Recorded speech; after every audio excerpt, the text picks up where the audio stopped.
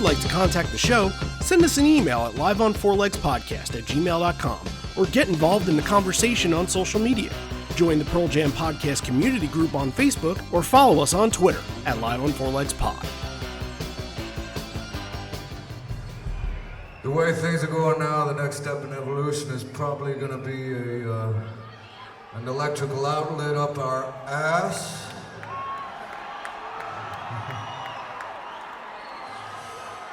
A Microsoft number given to us at birth, a chip planted in our ear. But above all those previously mentioned, I would rather have wings any day.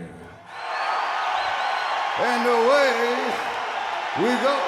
You're listening to Live on Four Legs, the live Pearl Jam podcast experience, featuring Mr. Stone Gossard.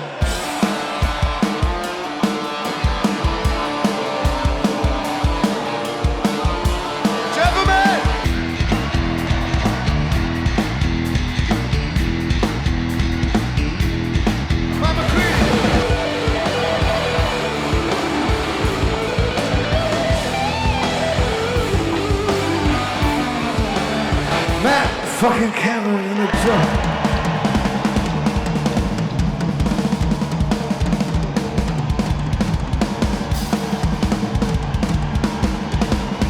Mr. Boom Gasper.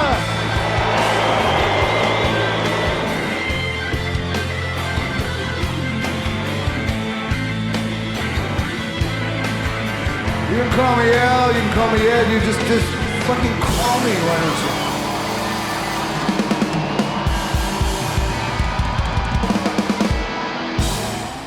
Hey everybody, now welcome to Live on Four Legs, a definitive live Pearl Jam podcast, and we are creeping ever so quickly to that starting line that will be happening in exactly 8 days from now. August 31st in St. Paul, Minnesota will be the first Pearl Jam show of 2023.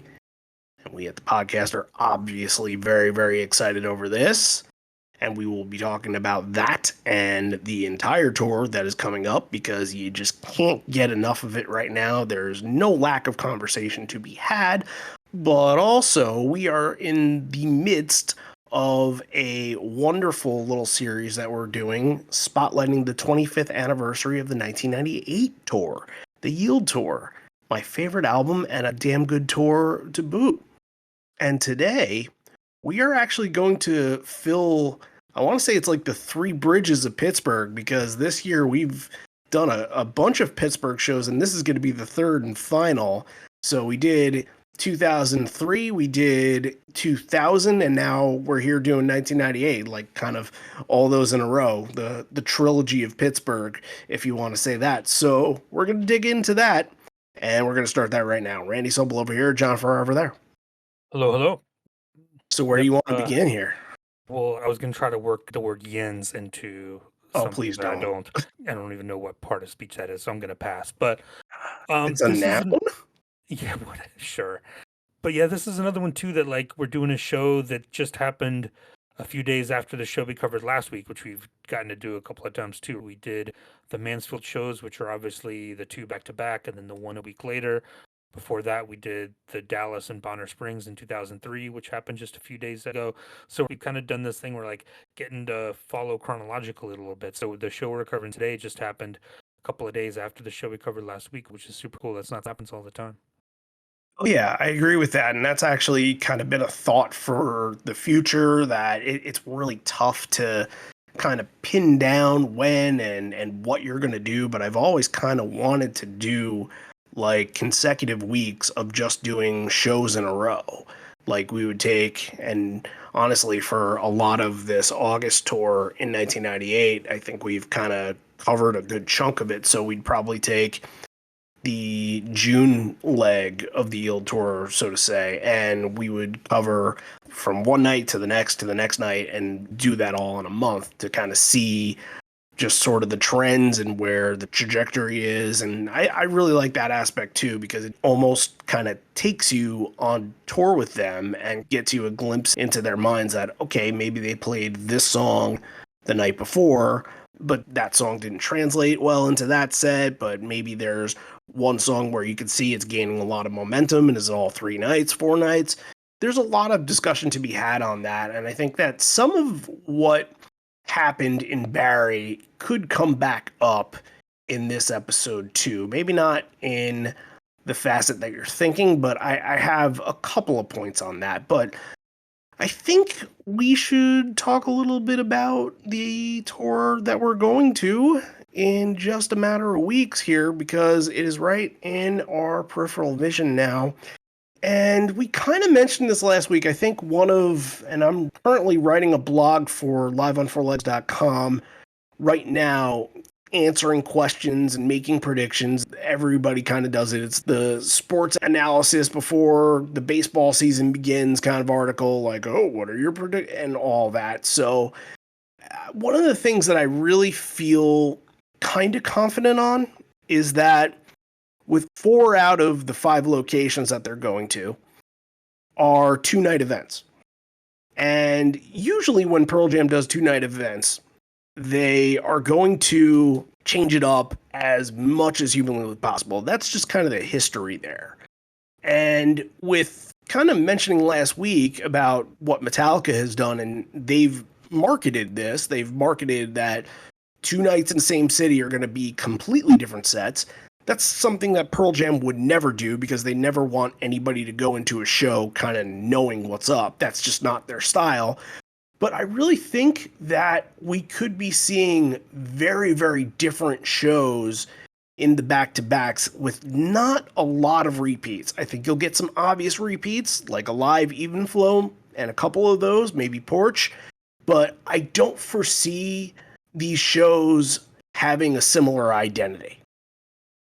Yeah, I didn't go back and look to see all the ones last year. I know there was Hyde Park and maybe 1 or 2 other ones. Yeah, But LA and Oakland. yeah, And yeah, Oakland you can kind of leave out because that was kind of reacting to COVID anyway.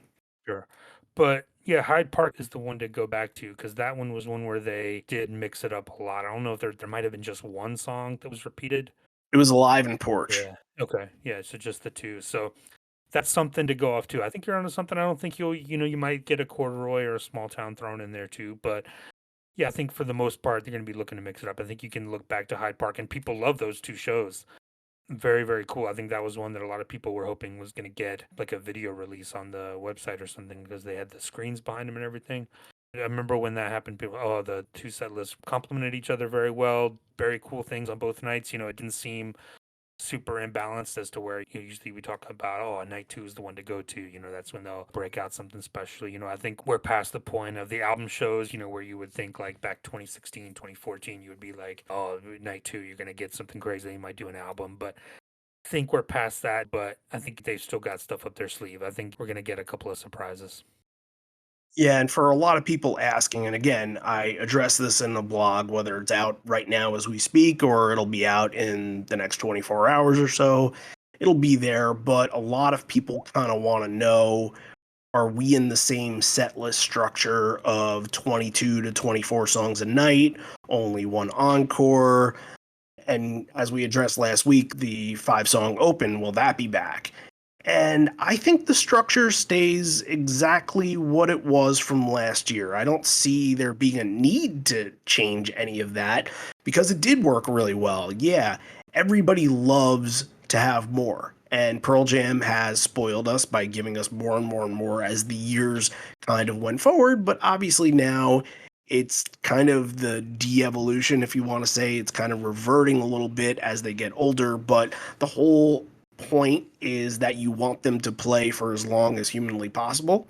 And if this is something that is going to get them there, then yeah, like play only 23 songs a night, play only 9 shows a year. So we have more of that in 10 years, where maybe they're not at the level that they are right now, but at least we still get to see them. At least they still get to be doing their thing. I'll say this. I don't think you get the same structure every night. I like to see them just do the gentle intro, the sit down intro, just on the night 2 shows. Like, give it a break. Because I'm looking at this, they've got 3 dates in between: St. Paul and Chicago, day off in between in St. Paul, day off in between in Chicago, 2 off days before they go to Noblesville, 2 more days off before going to Fort Worth. And then the only 2 that are back to back are Austin, which is the end, which you might see something there, but the end of the tour, you can push it. I think I'd like to see them mix it up. Maybe like I talked about last week, do it in the middle of the set, mix it up a little bit. Maybe the first night in St. Paul, they don't do it at all.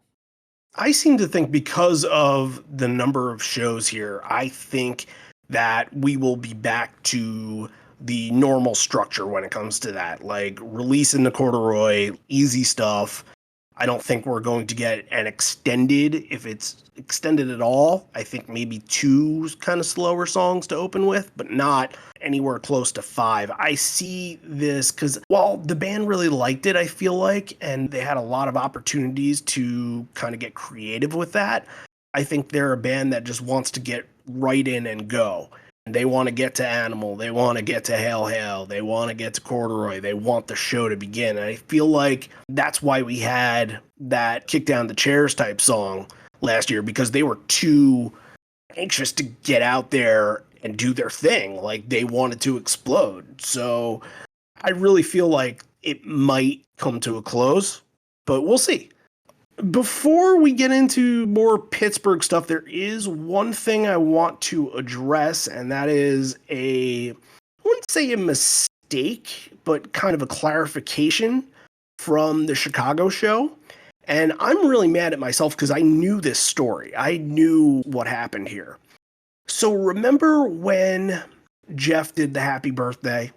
And Comeback followed it, so we weren't sure, like, oh, is he wishing somebody happy birthday that's no longer with us? And that actually happens to be the case, because Mike Richter, who was mentioned and who had the birthday shout out, had passed away before that show. I think got into an accident of some sort. Mm-hmm. And the reason why I'm pissed at myself for not remembering that, because the poster for that show is him in like a Bulls jersey, and he's in a dunking pose, and where it says Pearl Jam, the letters M, I think it's M, J, and R are all kind of blacked out. I believe those are his initials. So yeah, I remember that story, but I can't believe I didn't put 2 and 2 together. But I wanted to clarify that because I think that is a really cool facet that unfortunately we didn't get to touch up on. Yeah, I'm looking at the poster now. Like R, J, and M are darker than the rest of it. It might even be a picture of him, because like I think it is. It doesn't say like Chicago or Bulls on the front. It says something else. Yeah, it's just the color of the Bulls. Yeah. So clearing that up, glad we got that out there, especially for you guys that are going to Chicago and want to listen to that episode. At least you'll have post knowledge of what happens there. But I think we can get into a little bit more of Pittsburgh right now. And as we mentioned, they are just mowing down the line here on the Yield Tour. They were in Barrie, Toronto, and I believe they were in Montreal either before or after Toronto. I can't quite remember what the in-between show between Barrie. It was right before. And what was in between? Auburn Hills. Auburn Hills. Okay, that makes a whole lot of sense because that's right there. So what's interesting here, thinking about Pittsburgh, and Ed will mention this at the show, and when you go back and you kind of study and take a look at what the shows were like, it is very weird that from 1992 to 1998 that they didn't play one show in Pennsylvania after the Lollapalooza shows. Yeah, that's surprising. Especially, 94 and 96 specifically. Yeah, I'm thinking about 94. They were there. They were right in that general area. Easily could have done Philadelphia. Yeah, went straight from Fairfax to Boston to New York. And in 96... They just kind of skipped from New York to Buffalo, it seems, right? From the south straight up to Hartford and Buffalo, yeah. And not even like a Camden thrown in there either, that you'd be right. Like, okay, well, at least that's, something. My guess is that the PA area in either Pittsburgh or Philadelphia didn't have any non-Ticketmaster spots to go to, or those spots had already been accounted for. That's my guess on that. Yeah, probably. But it's just very weird that, like, PA is one of the biggest states. Yeah, And they've has, more like, than made up for it since. Oh, trust me, yes. It's just very odd when you look at the history of Philadelphia, and I guess it's not including Camden, but in just Philadelphia proper, it went from 1992 to 2003 before they had a show at the Spectrum. It feels almost impossible to me, but that's the history of it. That's how it all kind of went down. We're going to get into talking about the soundcheck in just a second, but I think the big kind of talking point for this show is the live debut of No Way, which at first it says to No Way, No Way. It didn't seem like they were very excited to do it. They kind of said, all right, well, if we ever got to do it, then let's just kind of rip the Band-Aid off, it feels like. But it is the one Yield song, and I shouldn't even say one because Push Me Pull Me is right there too. It just never got off the ground. And I think we got a little bit of a hint of that in PJ20, where Stone kind of had a little bit of a refusal to play it, even though Ed mentioned it. And I guess we'll get into it a little bit with Javier later, but it's just very strange that it didn't have more of a presence.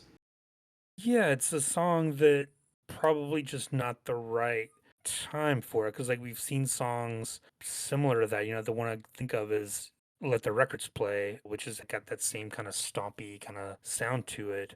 And that one had a pretty good run in 2013 and 2014, even up to 2016.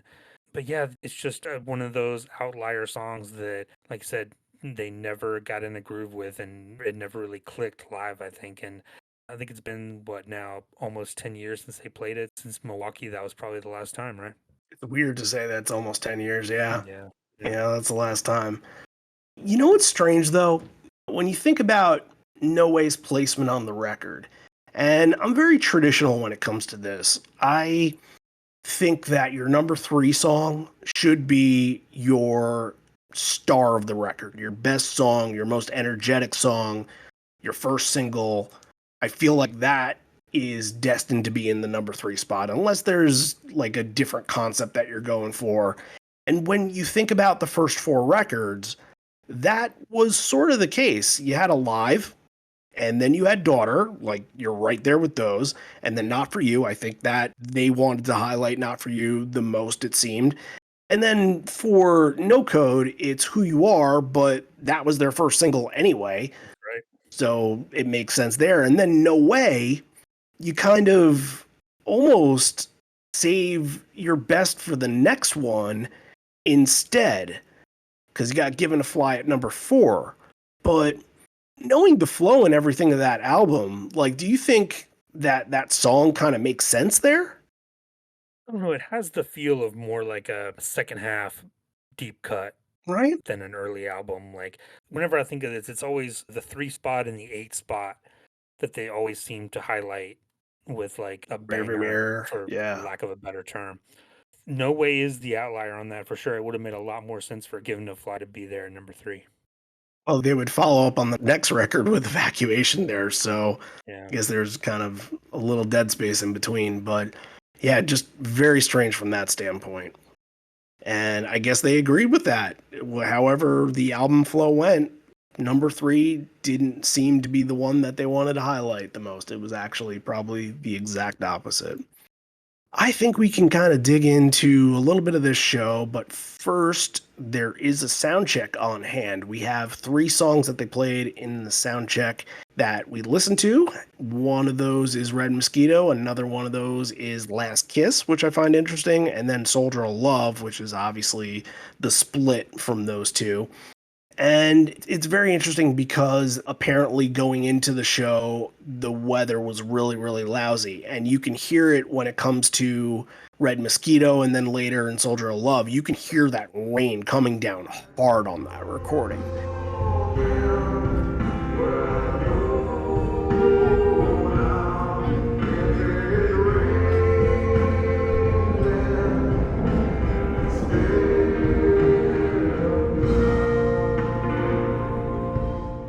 cleared up. It was still gray. There's going to be a moment where Ed changes a lyric to reflect the gray clouds that are out, but it definitely seemed kind of daunting before getting into the festivities. Yeah, there's a review on Five Horizons that's really good too. The guy talks about that a little bit. And yeah, it's too bad that we didn't get the whole thing. I mean, don't get me wrong, all thanks to our taper friend here who braved the elements to get this. But evidently they started off with a really long kind of spacey jam and then to whipping. But yeah, Red Mosquito sounds, it's very slow, which is for the sound check. You're just trying to, obviously this is for Cameron's benefit for the most part. They're trying to get him familiar with everything and use this as kind of an extra time for him to work on stuff. But I thought it was really interesting to get Red Mosquito. And like you said, the two covers, which you look back on now and you're like, oh, well, that makes perfect sense for the time. But they hadn't really started doing those. I think Last Kiss had only been played once and Soldier of Love had only been played once. Yeah. So after this, they would kind of go on a little bit of a roll. But yeah, not quite yet at this time. So maybe they were working those out. And we know, the recording of Last Kiss, the single came from a sound check. So it makes a lot of sense, too, that they would have been working on that one a lot. Yeah, Last Kiss is really interesting because they don't debut it live until 4 nights later in Camden, which actually makes a whole lot of sense because the Philadelphia area, those radio stations are really what put this song on the map and put it at the forefront of people's attention. So it does make a whole lot of sense that they, I wouldn't say debut it there, but like tour debut, it's there. And Soldier of Love, I believe, was East Lansing that they debuted that at, and I want to say that's either the 17th or 18th. So that's really, really close there. But before we kind of trail off into that, I got to mention on Red Mosquito, you hear a harmonica being brought out, which I don't think had been used a whole lot, not even in regular Pearl Jam. I went to go look to make sure it wasn't Danny Lynch to make sure he wasn't there at this part. But well, thanks for stealing my line. Yeah, the harmonica is interesting. He's working out what the melody's going to be and how it's going to fit in. But you can hear, too, at the end, I think you hear Cameron working on different things and trying different rhythms and playing around with it a little bit. Yeah, it's an interesting version. The two covers obviously are what they are, but Red Mosquito is kind of the one that you could tell where they were trying something new on it, which that's what Soundcheck's for. Well, from Soundcheck we go, and we're going in order here, of course, but we're kind of taking baby steps to the set because we got Soundcheck and now we got Preset. The artist that they were opening up for in 1998 is a who's who. Obviously, we talked about Cheap Trick last week. Iggy Pop is here. Like, Iggy frickin' Pop is opening up for them, and that's just frickin' incredible. And it feels like, of course, Ed's whole thing, want to make sure that people are in for the opening band, get to listen to them and respect what they're doing. And I wonder if he kind of noticed, and I think one of those shows, maybe it was Noblesville, that the crowd didn't seem really into Iggy at all. At that point, he's at least 30 years into the music business and kind of felt like maybe a little old hat. And like people kind of thought, man, well, we know he's legendary, but not kind of what we're going for in 1998. And I wonder if that kind of invigorates Ed to play a preset to make sure that people are in their seats to go and see him. Yeah, this was before the Stooges had reunited. I think that came a few years later, like in the early 2000s, where they kind of started to get their due a little bit and people started to focus on them again. I don't remember. Like 2006, I think. Yeah, I don't remember Iggy Pop being a big, I don't think he was at the forefront of anything really in 1998. And again, same with Cheap Trick. So, but yeah, I mean, obviously he's a legend and the guy puts on an incredible show no matter where and who he's playing with. So they're going to have to up their game to play with Iggy Pop. I always go back listening to those Henry Rollins spoken word things talking about, Rollins band playing with Iggy Pop and him. He has great stories about just watching him on stage and just being blown away. The guy's 40, 50, 60 years old and still brings it like he's 19 every single night. Hey, look, for anybody that's there that night, they might get a double dose of Iggy Pop because Ed comes out on the stage and says, "Good evening, I'm Iggy Pop." And that will lead to a preset featuring Throw Your Arms Around Me, one of my personal favorite covers, if not my favorite cover. And I thought that this was excellent. I loved how Ed's voice was soaring on this. The crowd was really, really into it. Ed seemed to be in a really good mood, and he's kind of embellishing some of those lyrics. And this is the moment where he kind of changes the lyric to gray summer skies instead of the blue summer skies there. So he's taking everything in and kind of setting the landscape of what the show would be. I agree with your opinion as well. This is my favorite cover that they do now. There's no ifs, ands, or buts about it. Every time I hear this, I like it a lot more and more. Yeah, Throw Your Arms Around Me, it's fantastic. Like you said, it's perfect for his voice. He gets to just, like I said, soar and just sit right on it. And I love the, it changes to 155 places, which always gets a nice response from the crowd. And that was kind of his go-to around this time. But yeah, it's absolutely great. I love this cover.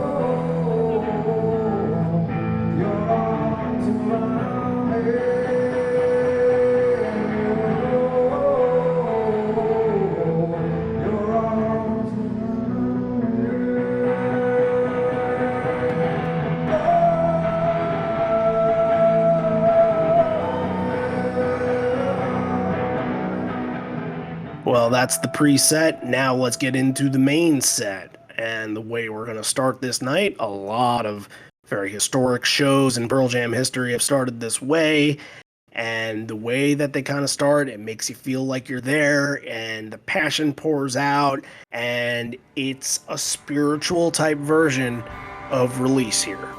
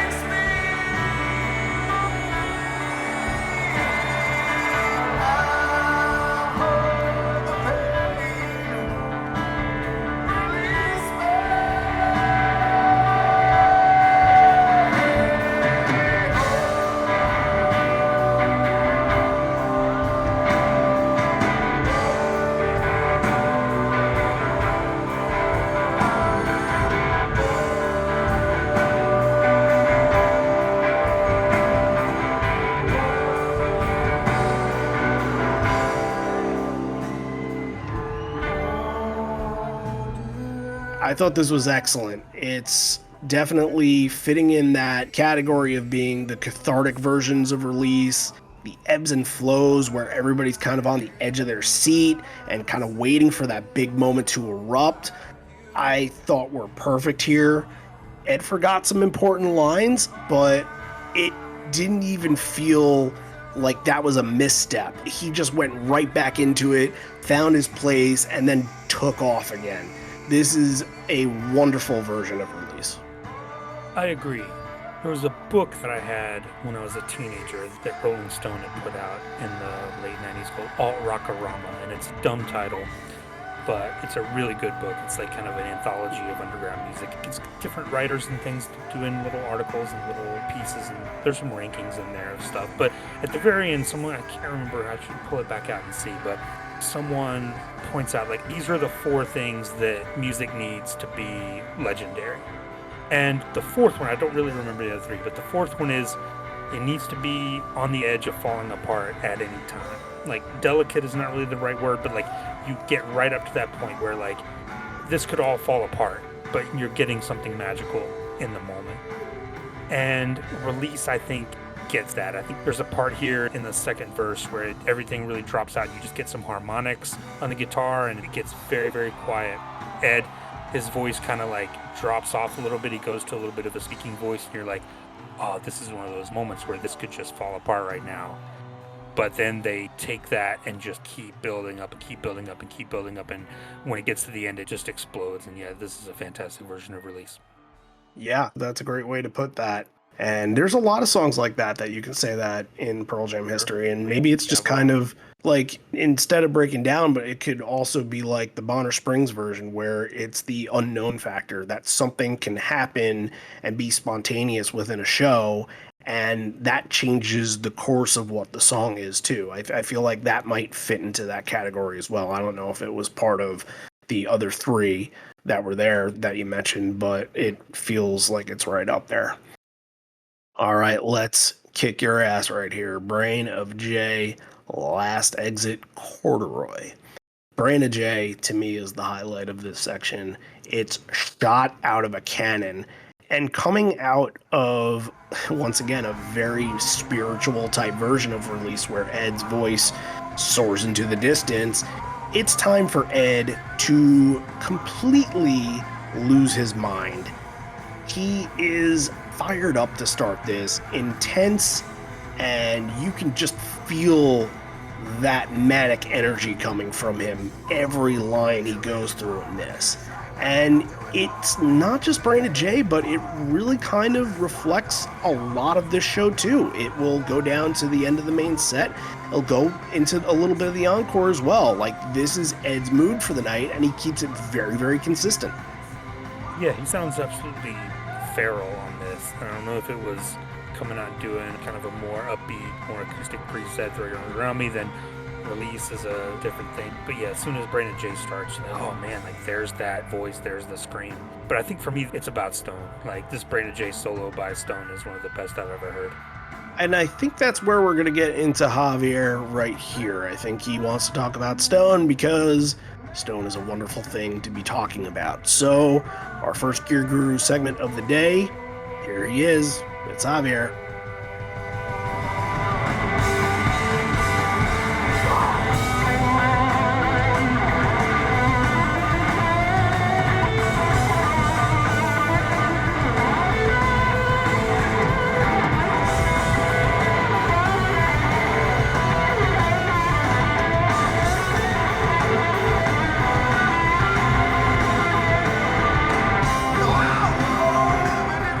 Hey Randy, hey John, hey everyone on the podcast. We're covering 1998 Pittsburgh for this week, and we have 1 week left till we see friendly faces again, and I am very excited to see good old friends on tour this time, celebrating Randy's birthday in Chicago. Hint, hint, again, if you haven't noticed the message. Anyways, Brain of J. So, 1998 was a weird year. They made a lot of changes on their back line. Mike tried 3 different setups. Jeff tried 2 different setups. And Ed tried 2 different setups too. The only consistent one for this tour, it was Stone. Stone at that point was running 2 matchless DC-30 combos. He didn't change any of that. What's the difference about these amps related with everything else that they have been using around that year or posterior eras is the fact that EL84 amps, that's the kind of tube that they use, they're very chimey, is kind of sound like a box amp in a sort of way. It's going to give you very nice cleans, but also it's going to push the amp towards a very tighter, more compressed sound. And actually the solo that you hear in Brain of J is a very good example of that. During this time, he was using a pedal called Ibanez Sonic Distortion, and that was the main weapon of choice to use for solos or when you want to go and you want to jump in front of the mix. So that combo plus those 2 matchless, if you hear the recording, it's a very tight, extremely well-defined solo where like the player can articulate the notes, licks, arpeggios, etc. So it is a very unique feature because it's an amp that is not very common, or is an amp that we have not seen in rotation for the later tours, and it's going to add a little bit of a difference to the tonal variety that we know Stone for, right? We know him because he's always like kind of like sharp edge, Neil Young kind of tone, but for this tour he was going for something a little bit more compressed and something a little bit more defined when it comes to like the articulation of the solo. So yeah, pretty good geek detail for this week, and we're going to kick it off that way. All right. Thank you so much, Javier. We'll see you back probably not until Alive, but we'll see. We'll see what happens. We'll see what happens. The only other thing I got on Brandon J is that you can audibly hear the audience sing the Name They Gave Me line, and I thought that that was really cool, especially for it being so close to when the album came out. Usually it kind of like skips a year almost, where everybody kind of sings and gets into the song. It would be like the binaural tour with something like Given a Fly or something like that, but I really liked how into the crowd was with this, and anytime you have a full-fledged crowd singing Brandon J, that's thumbs up from me. Track one, so everybody, when they press play, that's what they heard. Yeah, I was one of those, and hoping, fingers are crossed for Fort Worth. Remember the stories. That's why I got tickets there. Momentum is flowing perfectly into Last Exit, which is once again very fierce, especially the ending on this. And Cameron has that pop in his drive that gives it such a big final push. And once again, Ed going out on some fury there too. Corduroy, I think that's interesting to talk about on its own. How about that slow burn intro there? It kind of reminded me almost of like the recorded version, where it sort of creeps in, it fades in a little bit before you start strumming and getting into the exciting part. I thought that that was a really cool way to do it. And then once it breaks into that, again, it's Ed with the intensity, all backed up with Mike and a face melting solo when you get to the end. I really enjoyed this section to start things. Yeah, I love when a corduroy intro is very slow and very deliberate, because it just builds that tension and that anticipation of when it kicks in, and it's just that much more explosive and that much better. But yeah, I agree. The solo is not just face melting, but I think it's really unique and really cool. He's doing some different things. It felt like this was something we hadn't really heard that you don't get later on. Like the corduroy solo has kind of a standard thing, and this deviates from that. I think he goes off and he's trying some different things there. And from there, the ending of it is great. Yeah, that's the best part for me.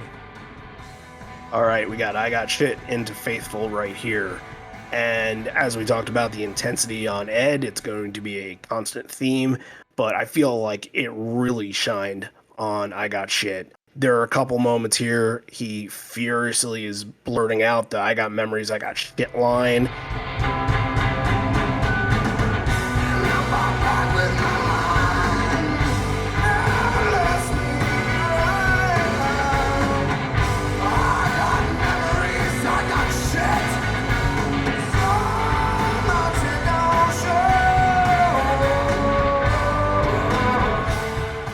It's the second week in a row where we get the don't know whether the fuck I'll ever get a mask line, very matter-of-factly and to the point.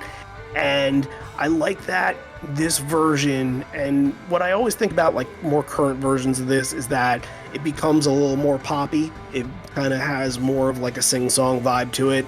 And that's just not the original vibe to the song that makes it the song. So this has a little bit of a very pounding aspect to it, a very plodding kind of pace that sort of develops, and just grit. I think that's the best thing when it comes to I Got Shit, is just how it can feel sludgy and gritty.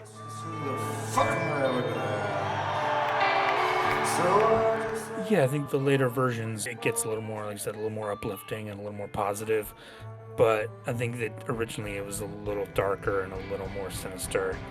And yeah, you get that here for sure. But you do two songs in a row here where he's adding fucking, like, potty mouth Ed on this show. Like, just going off the deep end, going blue. Well, I mean, we should just kind of do a swear count here from now on. Swear jar. Put $1 in the jar, yeah. Yeah, I think we'll be making a lot of money if we end up doing that. So, well, Faithful, what do you got on Faithful here? I thought it was really exciting. the review said that the band was really bouncing around a lot and had fun during it. Yeah, super cool. And like another Yield song, which they're going to get into. Obviously, the band's excited to play the most recent songs, but I think too on the Five Horizons review, it talks about him doing the sign language MYTH, which I really like as well. The visual there, because again, we don't have, I don't think, any video from the show, so Nope. we have to rely on the people who are there. And we thank him for it because that is a very important aspect of getting this whole thing together. Now, the next section is a two-punch combo that would have the MTV concert goer melt into their chair because it's Even Flow into Jeremy. This is literally the dream for the casual fan right here. And I think they got introduced to two very good versions of songs. I thought that Even Flow had a very flashy mic presence here. A lot of flashy hammer-ons. I thought it was very like Stevie Ray Vaughan, very bluesy style. And I don't know if you noticed this at kind of the tail end going into the last chorus, Ed sounds like he's singing something into the mic before that, and it's just not discernible at all.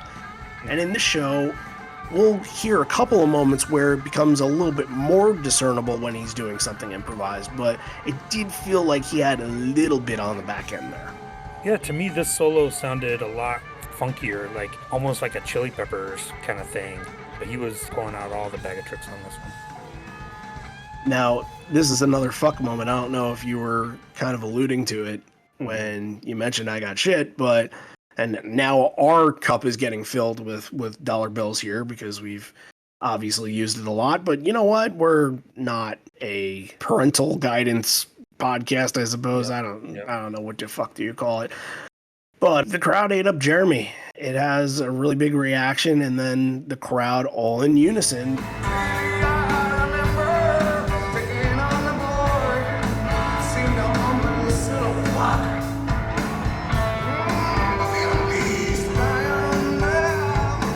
I don't know if you noticed this.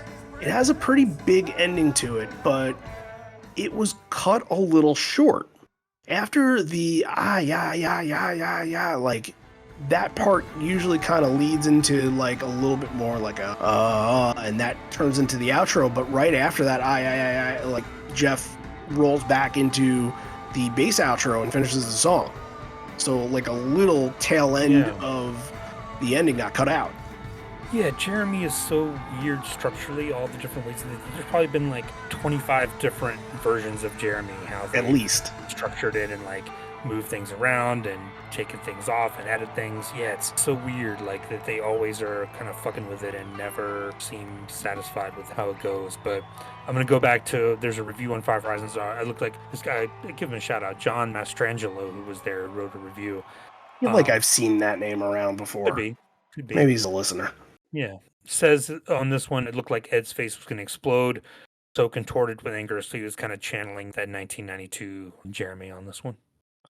Ed's going to address the crowd for the first time. Thank you, Pittsburgh. All these years, we've never been able to get a headlining gig here in Pennsylvania. We're all fully aware, and I guess it was 1993 that we were last in this venue. I gotta check again. It's 1992 Starlink Amphitheater for Lollapalooza. We're going to try and make up for all the years that we played. And he kind of under his breath says, every song. And it was hard to catch that, but Five Horizons made a note of it. I don't know if I would have heard that without Five Horizons.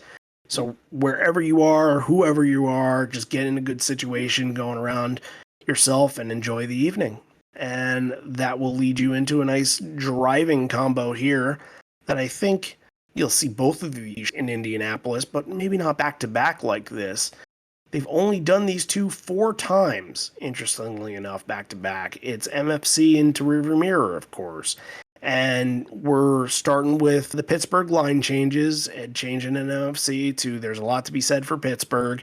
And just a very atmospheric sounding MFC, and kind of makes you feel like you're driving on that desert road that nowhere to go yield sign is. And it just kind of gives you that visual. I've always thought that way since around this time period where I was consistently listening to the record.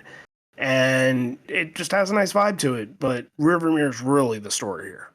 MFC2, real quick, he evidently had used up all his fucks because he lays off on the fuck it part of Yeah. MFC.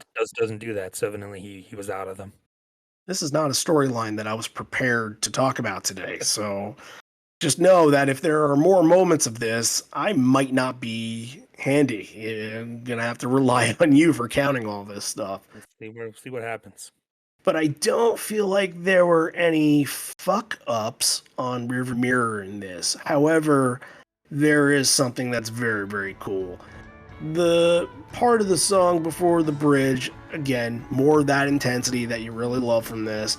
And then they take it down real low during the bridge. Very kind of simplistic and going back to using the word spiritual sounding in a way. But it's gonna lead way into Ed doing some improv lyrics here, and it's fantastic.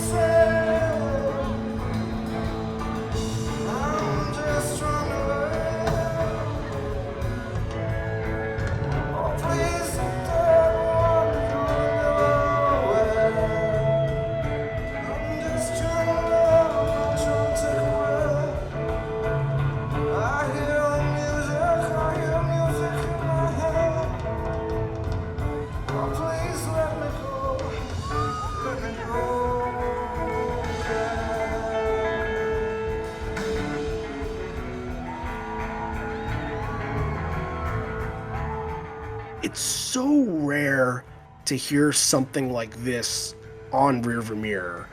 And we've seen in the last decade or so the occasional I will forgive, I won't forget thing. But this and the lyrics here kind of feel like maybe he's tapping into some of what the song is about, just kind of pleading to be let go. Did you get that vibe from that? Yeah, the ones I could make out, he says, I'm just trying to live. I hear music in my head. There's definitely more.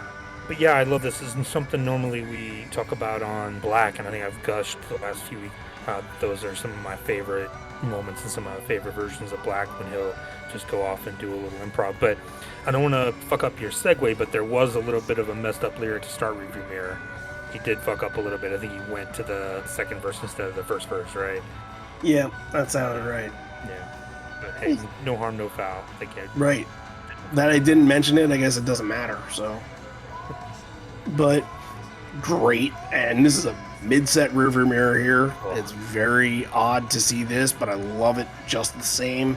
It's a perfect build up into the finish of the song. They absolutely wreak havoc on it, and I think it is one of the memorable highlights from the show. Definitely. Wishlist into Daughter, I think he kind of needed to come down just a little bit after Rearviewmirror in its intensity, and Wishlist is a good way to do it. Very heartfelt and bouncy version of this, and the ending, Ebo, sounded really good before popping into that little reprise where Ed improvises the lyrics, I wish I lived in your hometown, and trust me, there's a lot of hometown pandering to come very, very soon. A lot more. So, Daughter, Ed, again, for the second episode in a row, is doing some of that interesting vocal noises on the Daughter tag yet again. Almost like he's sort of spiraling into a void. Yeah, you're burying the lead on Daughter. Yeah, the vocal things are cool, but it's the tag that's gonna bring the house down. This is, a very linear podcast here. Like, we gotta mention things as they come, and obviously when we play the music here, you'll hear what's here and what's happening. So yes, the voice is spiraling into the void, but once that whole thing is over with, we get an outshine tag on this. And again, the pandering comes up. When I woke up this morning,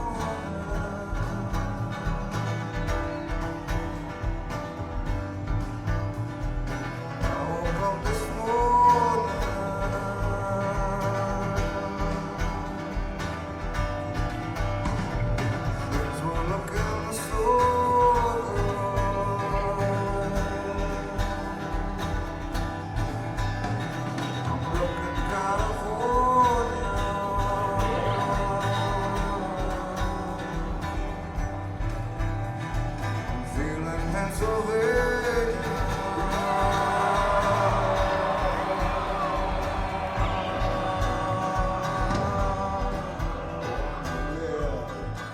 it's interesting with Outshine because I think this might be the only legitimate tag of this song that there is. I think any other time that they brought it to the table was just kind of almost like an in-between song little thing that Ed just sort of said and then segued into Once or something like that. Teenies, yeah. Looks like the only other time it was at the end of I Got a Feeling in 1991. Yeah, I can't remember that one. Yeah, Blind but Pig in Ann Arbor. yeah, I know we've done that show before, but I bet that was probably just a little snippet as well. When he starts the lyrics, he's almost kind of speaking, and I'm like, is it bad that I did not recognize this was Outshine until he got to the Looking California part? But yeah, the first time, according to Live Footsteps here, 373 shows in between Outshine tags. That is a stat that I was not aware of before today. Yeah, 1991 is when that Bad Motorfinger record came out, and at this point, Soundgarden is obviously no more, considering who the drummer of Pearl Jam is. Sure. And it must have just came to Ed's mind, and maybe they talked about it with Matt before the show, who knows. But that's not the only tag. We have another OTOTO tag here, getting into Iggy Pop's I Wanna Live to finish out the tag.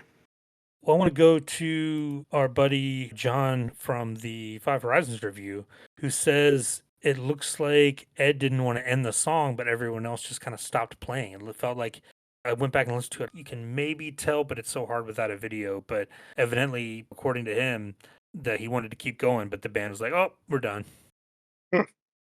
Well, here's another big highlight of this show to me, and last week it got a lot of praise and play on this podcast because it was the music video debut, but now I think it's officially in rotation for all of you that were watching MTV in 1998, and I got my hand raised. And Evolution is full throttle. Again, the intensity that came right from the jump with Brandon J is very apparent here, and it feels like Ed's head is going to explode in this version. And just like Brandon J as well, Stone is excellent here. He missteps the first solo a very little bit, but that kind of goes back to just on the verge of breaking apart, but that really wasn't going in that direction at all. It was just like one note of a mid-step. But this is excellent from Stone's side too. Just a really good rush of energy after the little bit of darkness that happens on the daughter tag. Yeah, it's a great version. I think it had debuted the 24th, because 120 minutes aired Sunday nights, I think midnight. So technically it would be Monday the 24th. So the video had just premiered on MTV 48 hours before this. So everyone probably got a chance to see it. So this was one I'm sure that people were excited to see.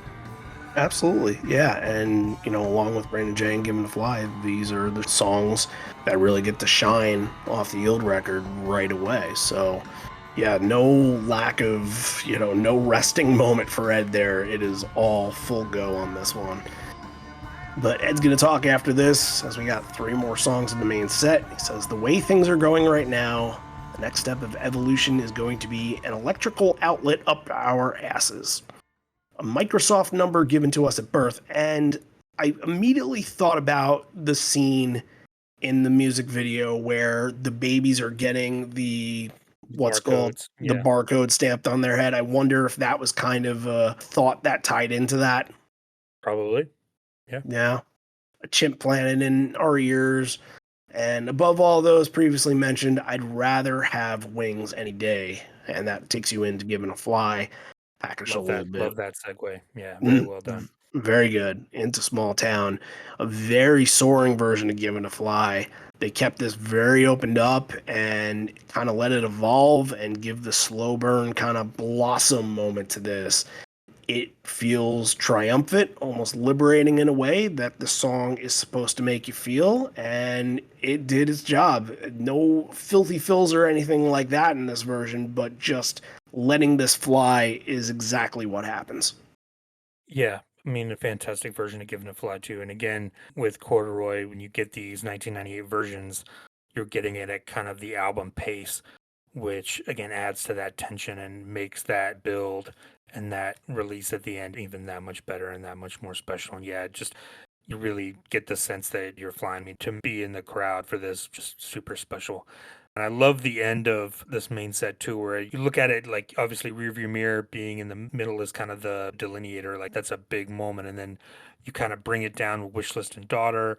Evolution builds up again, and then Given to Fly Off of Do the Evolution is very, very well done. And then into Small Town, which just gives Small Town a super anthemic feel to it coming off of those. I think it's well crafted here at the end of the main set. Small Town definitely is a wonderful setup for Alive here.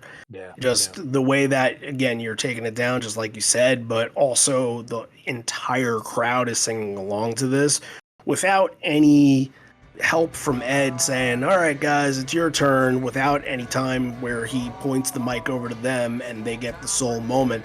They're just singing to be happy to be singing. And that makes this version kind of special and more special than some of the other ones where he kind of has to do that and feels like he has to get the crowd involved. The crowd just knows, and that kind of gets to build a little bit of the drama and get into Alive, and it's like the endorphins kick in after that. And once those endorphins kick in, you hear the opening riff to Alive, then you're just straight up going to heaven there. And these are two very fan-friendly songs that everybody's going to know, and you're going to just radiate that energy throughout that amphitheater there. And you have a very, very fun version of Alive as well. Yeah, Small Town, I want to go back to our buddy John from the Five Horizons review, says that Ed had this great look on his face when he sang the hello part of the song. So you're starting to get that where he's starting to notice that and feel that energy coming back from the crowd. Super cool moment. And then, yeah, Alive's just electric. Mike just absolutely goes off on Alive. And John says Stone and Jeff are next to each other jamming, which we're used to seeing. Mike's tearing the house down and Eddie's having a great time. So, yeah, I mean, I love this version of Alive too. Like, really powerful. You can tell there's a lot of energy on stage. Very bubbly, peppy kind of solo here. And I think that all kind of comes from some of the wah pedal that Mike is using, but what do I know? That's not my place here. Let's pass it over to Javier to really dig into that because he knows these things. He probably knows it better than I will. So let's listen to him instead.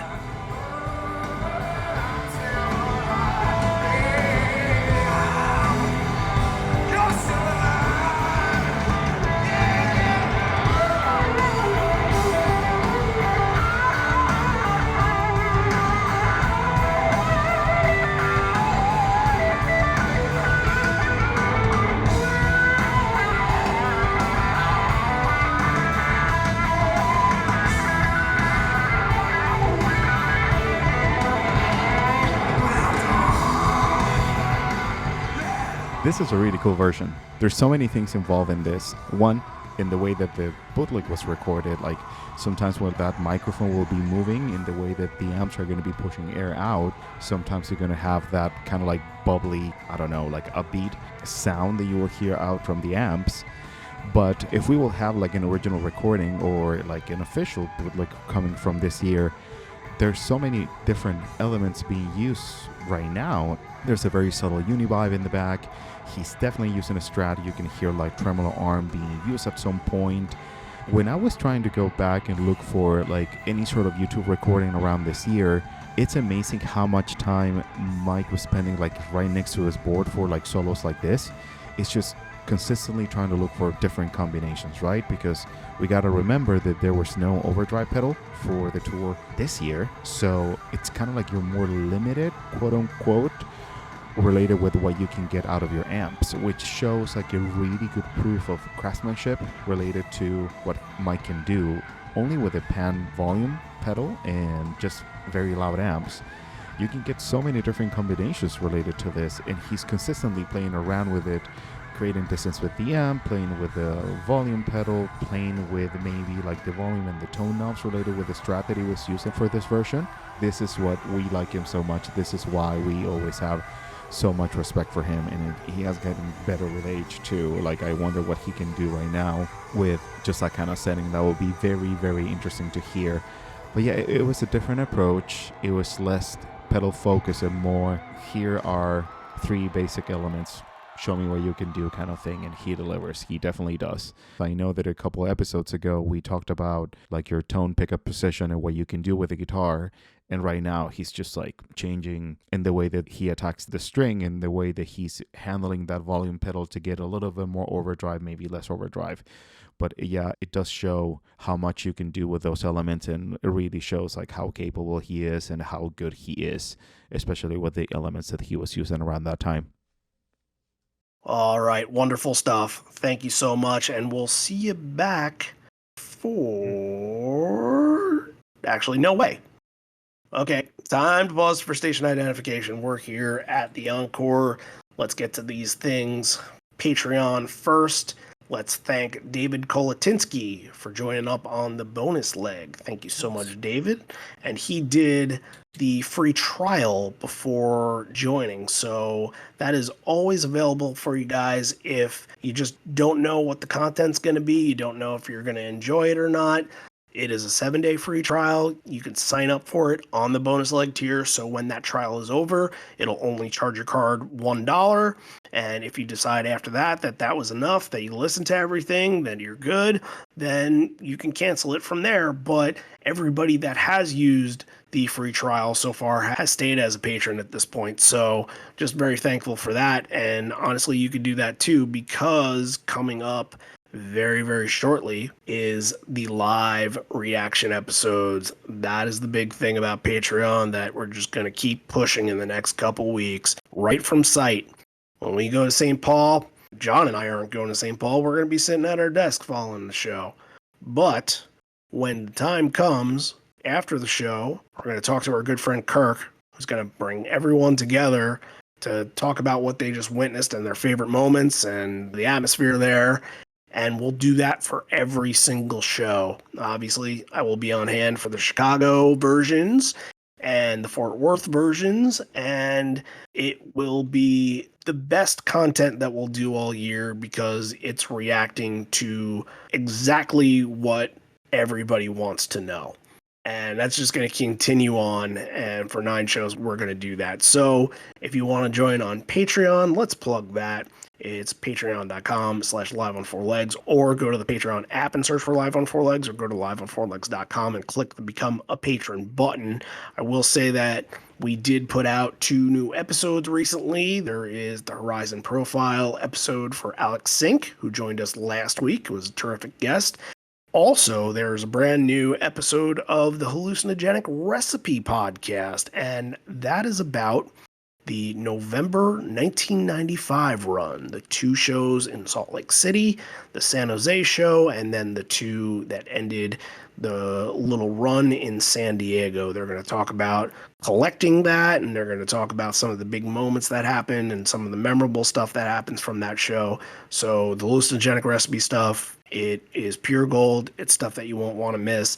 That first look will be on Patreon right now as we're talking here.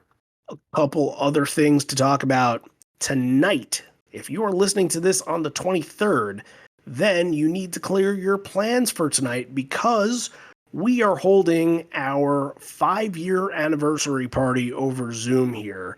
And we just kind of want to get everybody together and really, from our standpoints, get to thank all of you in one spot and kind of get to talk to you guys about how your fandom, how it's evolved over time. And I know for a lot of people that were listening during 2020, the pandemic and all that, we kind of helped some people through that. So we want to hear your stories about that. We want to hear some of your stories of your favorite moments of the show and just kind of celebrate with us, because it is a thing worth celebrating. You got to be proud of yourself for accomplishing stuff. And I feel like we have so much that we have accomplished that we can't not do something very cool.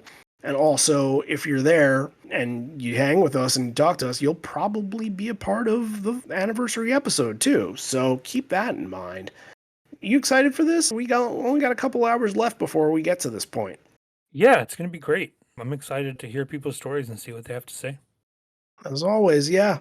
So we'll do that, and we'll talk about some other things there as well, as we usually do. Sometimes these things, like the Christmas party, they just kind of become like a telethon for Pearl Jam happenings in the community where somebody's like, oh, I got something, a raffle going on, I got this going on. So we just try to give everybody a chance to promote their stuff. And yeah, that's kind of what should go on. Everybody should get a chance if they're working on something creative, that they should get a chance to promote and all that. So we'll do a lot of that. We'll just kind of play it by ear too, and we'll bullshit as much as we can.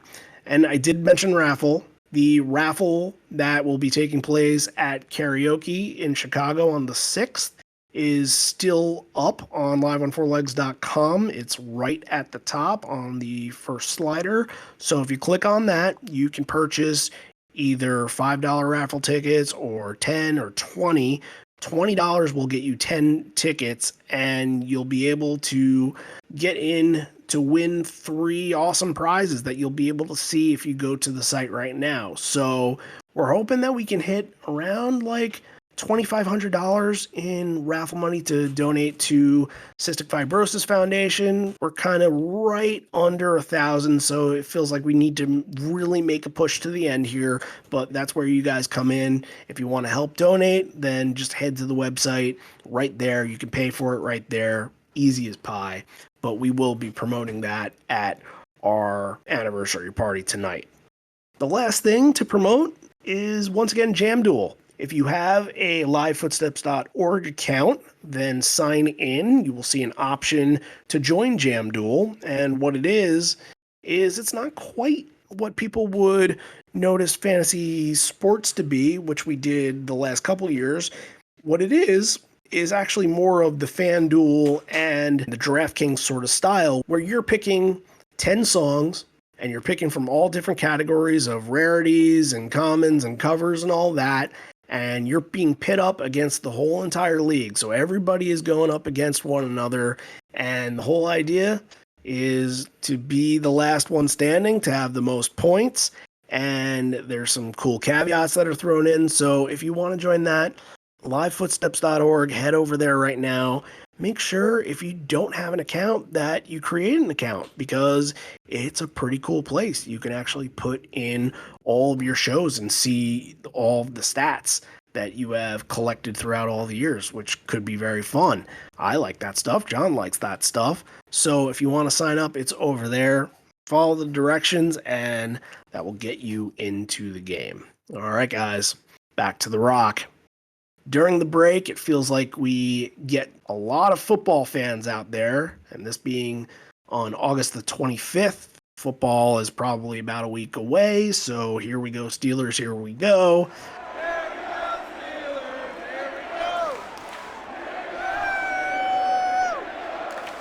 And in Pittsburgh, it doesn't matter what month it is. It could be March, it could be December. They will chant for the Steelers wherever, it doesn't matter. So, of course, this is going to happen. But Ed is kind of fiddling around with a shirt on stage. He flips it around. On one side, it says no, and on the back, it says way. And his answer to that is no way. But then again, kind of thinks, all right, well, we could try it. Should we try it? It would be the first time, probably. And it seems like he kind of tests the idea with the rest of the band and crowd a little bit. And it does feel like the band seems to agree. And when Ed is kind of making small talk with the crowd here, you can hear Jeff sort of like noodling in the background and kind of figuring out, okay, like where's the changes and all that. So they're setting up. They're being prepared. I think they, at least in a couple of these shows, sound checked it. So maybe that's all they really need to go off here. And the small talk is not much. It's Ed asking about the rain and acknowledging somebody without a shirt in the back. And yeah, so it's that kind of stuff. Piercings or something. Yeah. And then shouting out George, who I believe got a shout out at the 2000 Pittsburgh show too. George just Whip. being very, very excited that they're doing a hometown show for him. So, all right, the band's going to give this a go.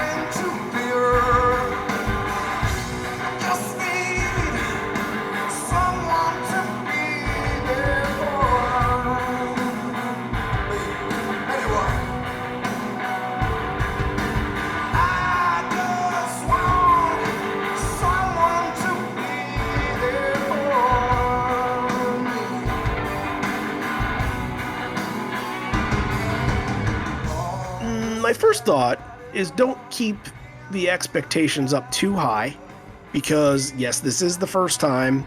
Clearly, because they waited until the middle of the second leg just to try it, they're not gonna be terribly comfortable with it. So look, at worst it's choppy in spots, and especially the beginning takes a little while to kind of figure out a rhythm and kind of get into that. But at best, it does feel like they put a lot of effort into it.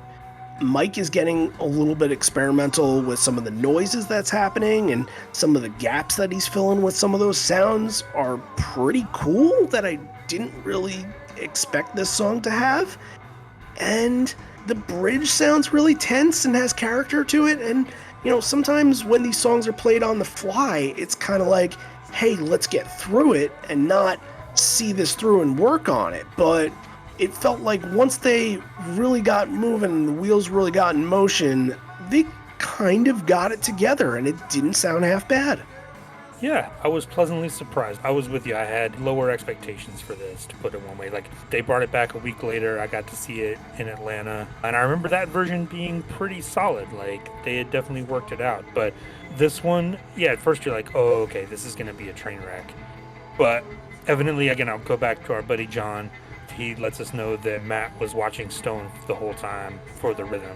So Matt obviously not 100% comfortable playing it yet. So that's going to affect everything. It's going to give the whole thing more of a tentative feel to it. But about halfway through, they got to where like, okay, we can do this, and started to see Mike doing some little things and throwing some things in. And yeah, I thought it was pretty good for a debut. I liked it. Now, I wanted to get Javier's take on this because clearly it's only been played 12 times. We talked about it before. It has been 9 years since they brought it back out.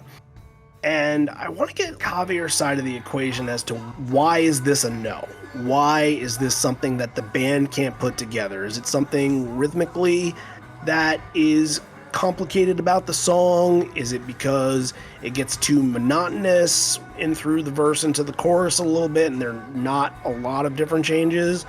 I want to hear from Javier what he's going to say about this, because I find it very, very interesting, and maybe it'll kind of clue us into some of the actual reasons that this was left on the shelf a lot. So let's hear from him. A couple of weeks ago, actually, we were talking about this. I think it was over Facebook with Dakota from the Pearl Jam podcast community. And well, this one goes for you, buddy, because I know that you were very interested about the approach on No Way. I don't think there's a complexity when it comes to play this song, because the tuning is very simple. Guitars are in drop D. Stone is the main character on the story when you're playing this song. He's just doing the rhythm part, right? It's very straightforward. Now, the original recording, for what I can hear, it was recorded with a wah pedal. And when you put your wah pedal kind of like in between, not very high, not very low, you can get like kind of like honky nosy tone that you known the song for. And I think a low watt amp was used to this. Like, there's no other combination that I can think of that you're gonna get this. I think the complexity relies because this song, if you hear it with headphones, and especially the new Atmos mix that it was released last year, it has so many little details in the back. I think that could be achieved in a session studio set, but I don't think that can be achieved live. And maybe that's why they don't play it that often.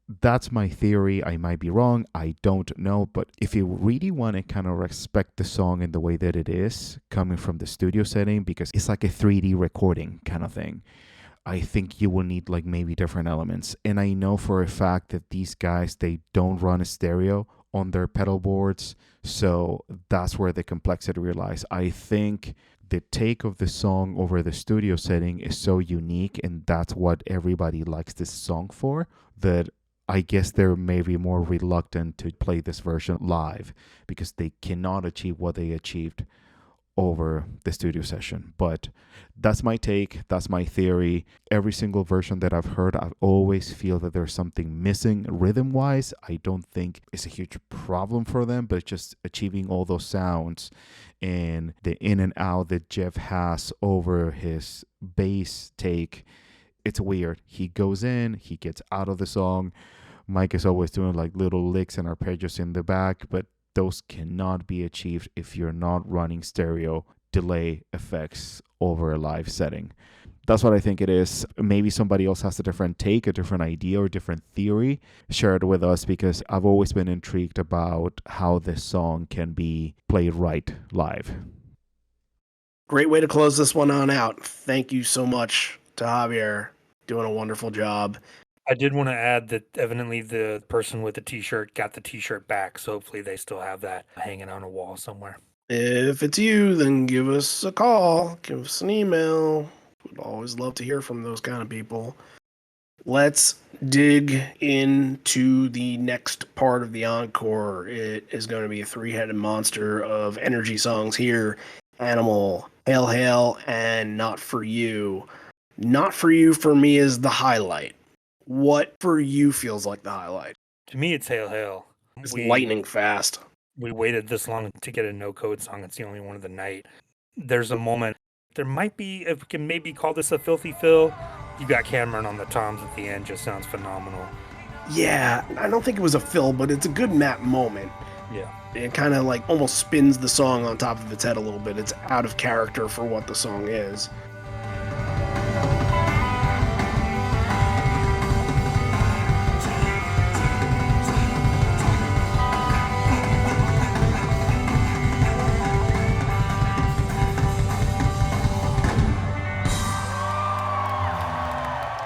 Yeah, hell, like freight train speed and sweat inducing, like that's a really, really good moment. But the exact opposite, believe it or not, is actually Not For You.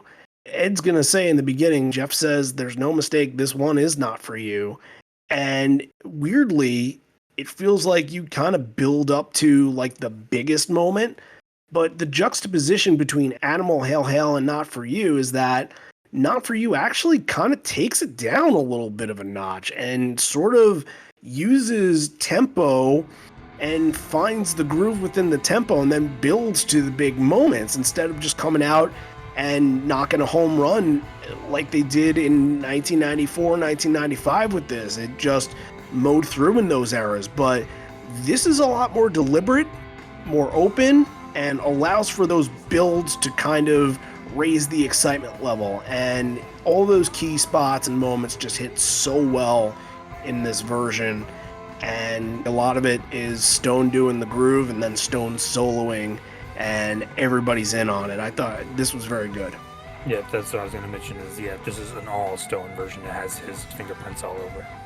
And then you get the OG ending on this too, with the little finger picking at the end, which is always good to get. All right, Nothing Man and Black. So it's a pretty impassioned version of Nothing Man.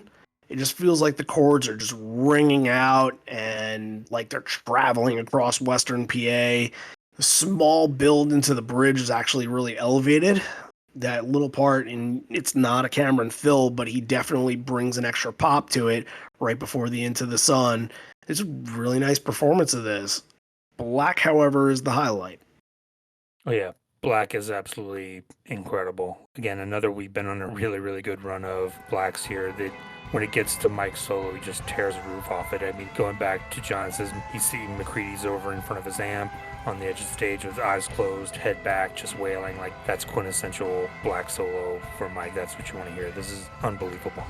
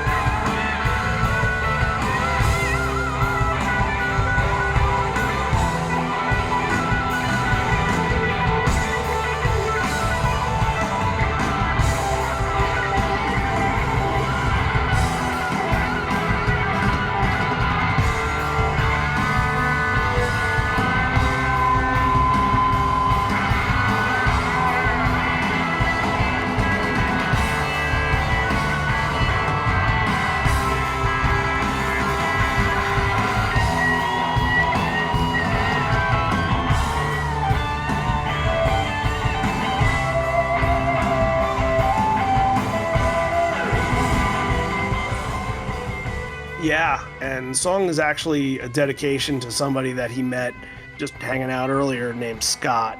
I give the crowd a lot of credit for this version because just like we kind of mentioned in Barry, how Black was sort of the moment where the people around the microphone just sort of stopped talking. Yeah. This forces you to pay attention and forces you into the performance, and there's just no way out of that. They're singing the majority of this, and it really kind of shows when you hear that first tattooed everything, like you hear them all in unison do that, and it just keeps building up and building up, and a lot of Ed's vulnerability on display in this version. I think that kind of helps lead to Mike sort of translating how Ed is feeling with the song and bringing it to what he does with his guitar. I thought that a lot of that meshed together really, really well, and it generated a lot of power and felt like a really, really massive moment for this night. Yeah, I think this version is about 7 minutes. It could have easily been 9 or 10. I think I wanted this to go on forever. All right, rocking in the free world into Yell Ledbetter, the bread and butter. We're not going to kind of talk about how the Alive situation worked this week because this is a little more what we're used to here, but Ed just seems like he's just looking for this big spark on rockin', and he belts out a "let's go" somewhere in between the verses. And I don't know if you noticed this, but he's doing kind of like his best Neil Young impersonation on this too, to sort of match like the enunciations that Neil does. No, that's interesting. Yeah, doing a little homage there. Yeah, kind of like letting his voice flutter a little bit, like "there's a one side road ahead," like kind of that typical Neil sound, but it just feels really fired up. They know that it's one more and done, and then say goodbye to Pittsburgh, and another pandering Pittsburgh moment doing the 1,000 points of light for the Pittsburgh man. But inspired, it feels like we haven't heard a real lot of completely inspired versions of Rockin' in the Free World in a long time. You think party moment, and they're just gonna have fun with it, and everybody knows it's celebratory, but this is like, all right, one more kick in the ass. We're not gonna party, we're gonna kick you in the ass one more time before we're out of here. Yeah, just on top of their game, and especially coming off of something like Black, where just feel that energy on stage. They're just going to use that and send it right back into the crowds with Rockin' in the Free World. There is 100% of Filthy Phil here. Just after 3 minutes, I think Cameron does a thing. I'm listening to this, and it's just, oh my God, it just makes you stand on the edge of your chair. It's just unbelievable Cameron Phil.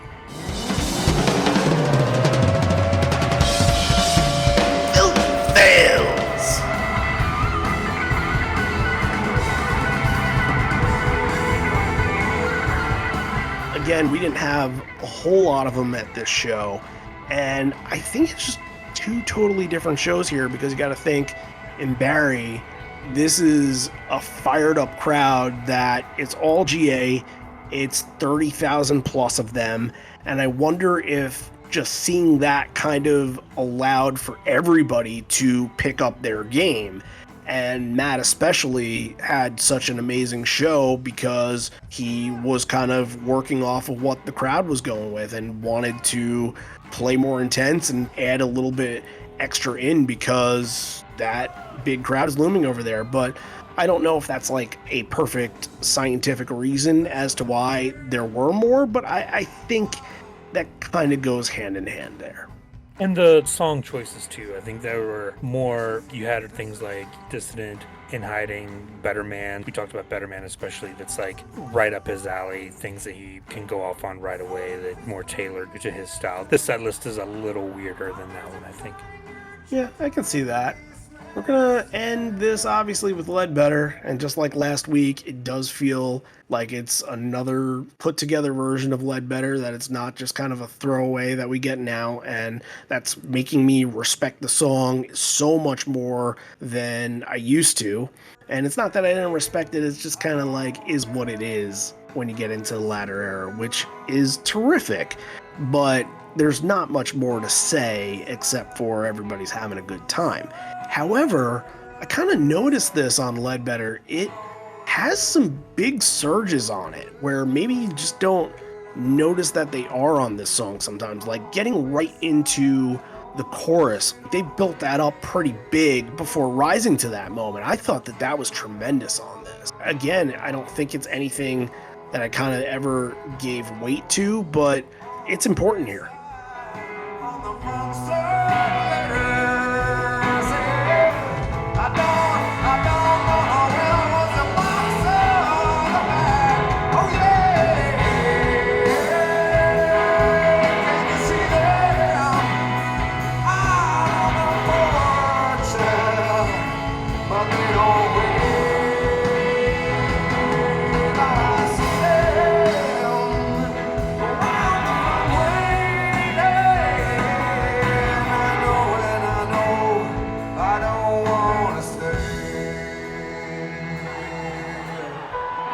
Yeah, pre-war is not usually an adjective we talk about with Pearl Jam. Usually you used to talk about like baseball cards from the 20s and 30s or something, the pre-war era. But I thought you meant another baseball thing. Oh no, the pre-war era Yellow Ledbetter is interesting because it did have a really good build with a really like organic growth from the crowd. Like, the crowd just loves the song. When you get to 2003, then the song changes and kind of becomes something else from there on out. But these early versions, like the 96, 98, 2000 versions of Yellow Ledbetter are really cool because you can tell it's something that the band is just giving to the crowd as a gift. Like, here's this B-side that people just latched onto. It became this closing anthem, and you can tell that everyone in the crowd loves it. And we finish again on some really kind of spacey and funky kind of mic stuff. A lot of effects, yeah. Very heavy on the rotosphere for this to end it. Wonderful job, wonderful show, but it's not really over. You see, during Ledbetter, there's some aftermath here. Somebody is recording up in front, and Ed takes notice to this and goes up to the guy recording, and he asks him, "Hey, can you say something?" And Ed talks directly into the microphone and says, "Hi, this is Eddie Vedder, and this is the end of the show." It sounded like he said he was rump roast, but I feel like it was something else. Yeah, something else. Okay. Was it rump roast? I hope it turned out good. And then he's about to tell a joke about a snail, but says, "You know what? Mike's finishing up here. There's no time for a joke. So whoever hears this, have a good life. I'm trying to." So it's cool to hear his voice. And that recording is actually not the same recording as the full boot that we listened to. That's sort of an extra thing that had been passed around, but very cool that they attached it onto that. That was a nice little Easter egg, I suppose, to finish the show out. It's classic Ed talking what we've heard in interviews from the early 90s and everything. He's, "Oh yeah, have a good life. I'm trying," his classic thing. But yeah, this is the thing that has always kind of stuck out to me from this show. This was an MP3 on 5 Horizons back when MP3s were kind of brand new and you could go download everything and I would burn it all into a CD and listen to it. But yeah, this is super cool. I think this is the only one that we have of these. And this, I know he's done this before at more than one show, but I think this is the only one that we have. So yeah, I love this little insight into something that was only obviously meant for one person, but I think it's super cool. And yeah, you get to hear Ed in the talk in the middle of Mike's solo into this little tape recorder, and really, really great that we get to hear this. Thanks to whoever shared it.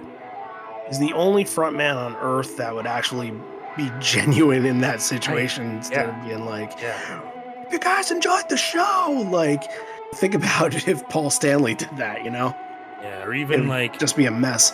Or even like how many people would just be dicks about it and just be like, "No, say get that something thing out of stupid, here." or make a dumb joke or do something stupid. But like, no, he's really genuine, and yeah, you can tell. Like, obviously we're gonna play it, but yeah, I love this. It's gonna be hard to pick. I don't know if it counts as a moment in the show, but this is the thing that I think of when I think of the show.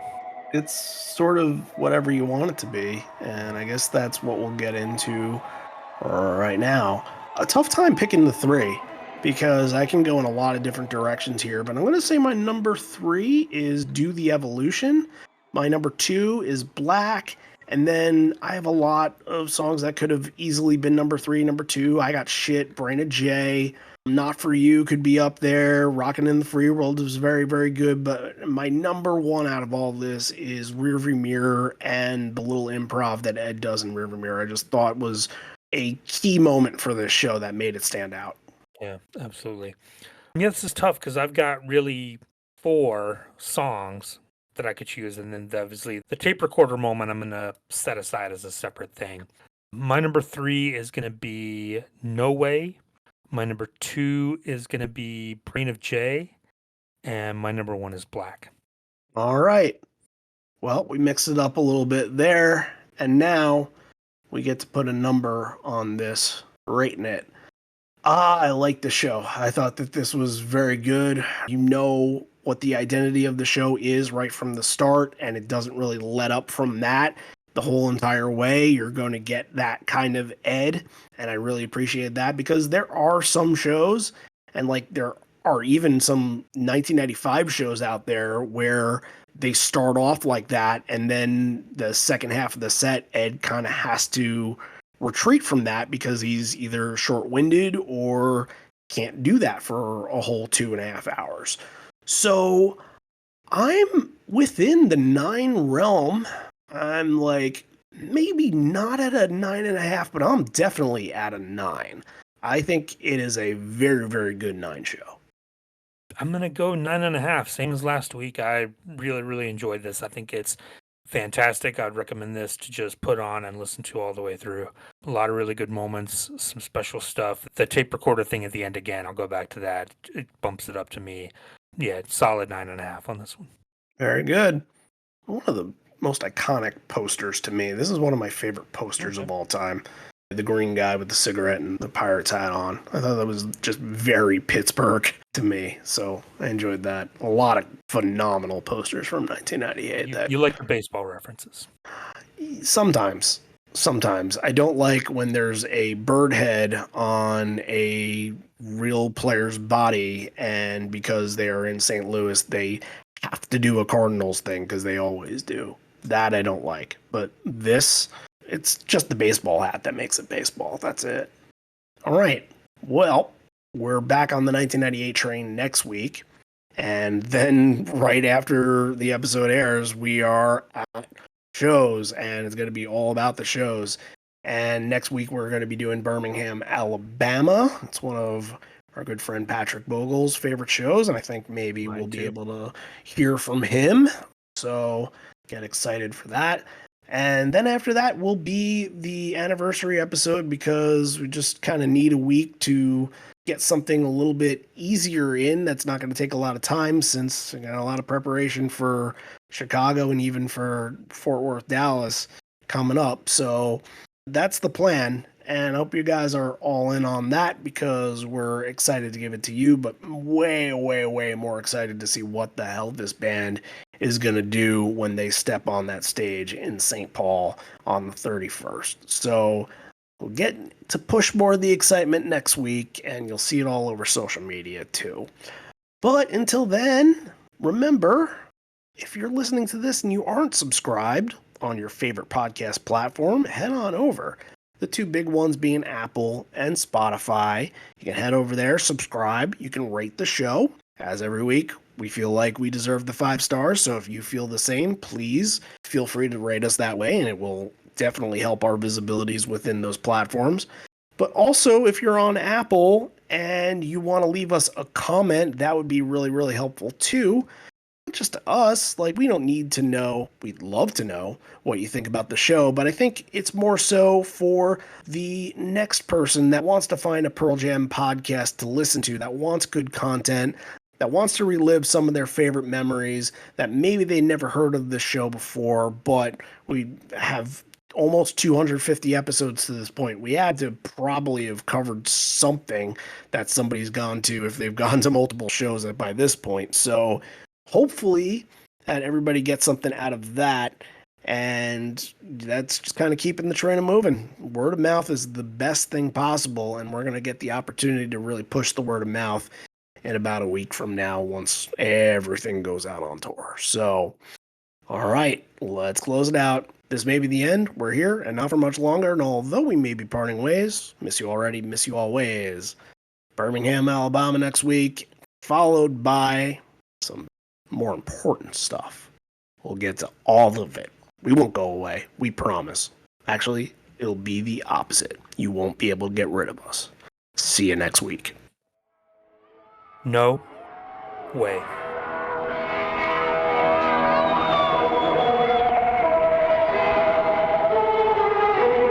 This is Eddie Vedder. This is the end of this show, and he was front row, so it turned out good. Anyways, the snail comes up. I was gonna tell a joke about a snail, but I'm just gonna go. Michael's finishing up here. There's no time for a joke. Whoever hears this, have a good line. I'm trying.